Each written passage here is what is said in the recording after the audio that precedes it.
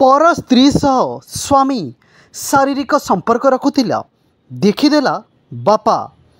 Poor प्रथम स्त्री Thai मध्य कोर्टे अन्य एक महिला को द्वितीय विवाह करुथिबा जानी बापा पुओ को बीच बजार री घोषारी घोषारी थाना री जिमा देला। हाँ आज्ञा, एमिति गोटे घटना देखा मिली। पुअर प्रथम स्त्री थाई तार पुओ थाई पुओ द्वितीय विवाह पाई जाउथिला। कोर्टे बाप ताकू भिड़ी भिड़ी आनिला समस्तंक सामनारे। हाँ आज्ञा, एमिति गोटे घटना घटी।